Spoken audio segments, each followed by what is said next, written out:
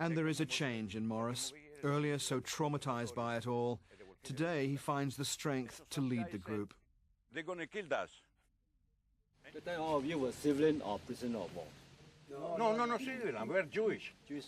We're Jewish people from Greece. We're Jewish from Greece. They took us from Salonika and Athens and some islands too. In my old country, where I born, we were living in a Jewish community, 65,000 people. From the 65,000, they came back only 1.5%.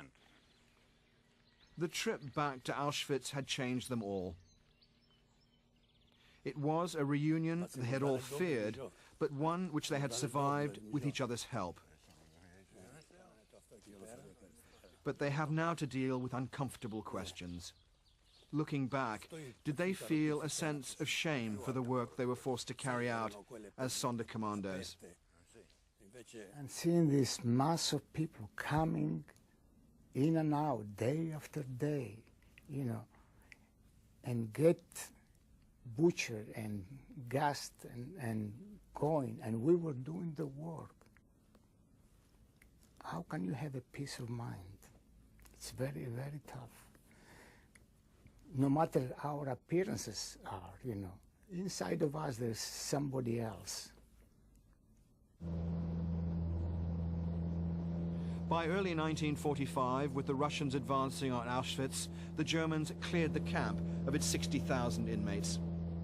It was the start of a long death march towards the German border. Those too weak to keep up were shot where they lay in the snow. Marching, I remember, was day and night, all night long, and there were people that couldn't walk. The army was behind us, and they were shooting them if you could walk. So I walk and we walk, and was very, very cold. And I said to myself, oh, beautiful Athens, you know, with the sunshine. And could you imagine that I start sweating? That is, I think, the mind. And I couldn't believe it. Those who survived the march were loaded onto trains heading for Germany. On board the open-top freight cars, there was not enough room for all to shelter. Dressed in cotton clothes in sub-zero temperatures, those forced to stand would freeze to death before the night was over. And it was here that Morris discovered how Auschwitz had changed him. You want to hear something? What we did, we didn't care about, because it was your life, your death, my life. Over there we were about 4 or 5 Greek people sitting in the corner of the wagon with a kind of blanket on top of our heads because it was snowing, it was so cold. So there were so many people in one wagon, if you would get up, you could sit down anymore because you wouldn't find the place anymore. So much. I remember one guy who came over there, and he was a German, but a prisoner. And he had a sack on his shoulder. And he came over there, he wanted to sit, he couldn't stand no more up. He said, I got some cigarettes, if you let me sit down. I'm a smoker. I was given many times my bread to have a couple of cigarettes. Where are them? Where are them? I don't. He didn't give me not even a pack of cigarettes, 4 or 5 cigarettes. So I got up and he sit down. The cigarette was gone in 30 minutes. No, I want to sit down. Why should I? We got him by his head, you know. We suffocated them and then threw it out of the wagon. We killed them and threw him out of the train. Was a German anyway. Morris and Shlomo Venezia and Dario Gabai were finally liberated in April 1945 as the concentration camps in Germany were overrun by the Americans. It had been exactly a year since they'd been transported from Greece to the camps. Dario weighed less than 100 pounds when he was set free.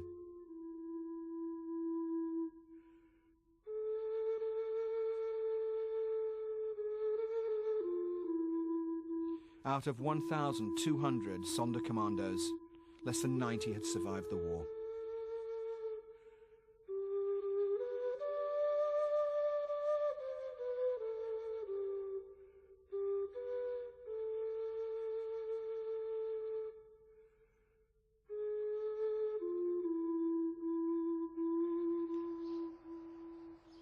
Today, Morris spends most of his time at his home near Salonika in northern Greece.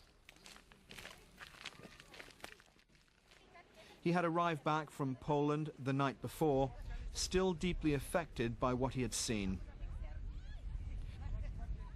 This evening, Morris is to be guest of honor at a welcome home party.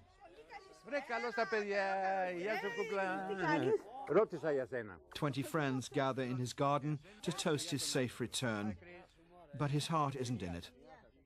And as it turns out, this was not a visit he would ever repeat. No, I will never go back again. I will never go back again because it was a very bad experience. I won't go over there for $1 million anymore because it makes me feel so bad, and to bring back my memories from so many years ago. And the party goes on without him. Morris spends most of the evening alone with his thoughts. Shlomo came back to his apartment on the south side of Rome, more determined than ever to return to Auschwitz.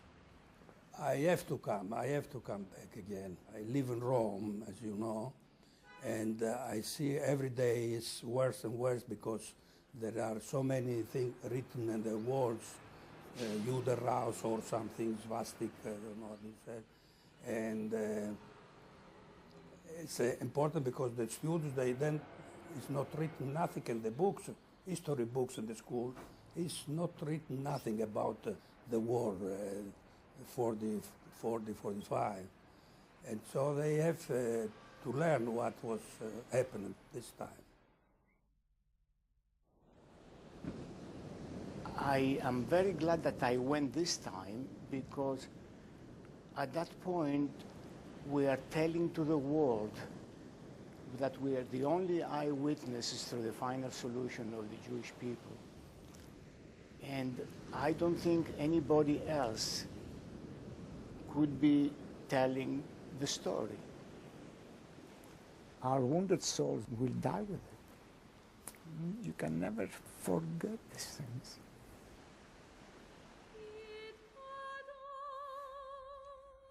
Back in Poland, before they went their different ways, Dario, Morris and Shlomo had one last duty to perform, gathering on the banks of the Vistula River. For all of them, this had a special poignancy. It was here that the Germans dumped the ashes of those burnt in the ovens. It is as close as they could get to the final resting place of their brothers and sisters and parents. Let's have a minute of silence for our families. They are right here.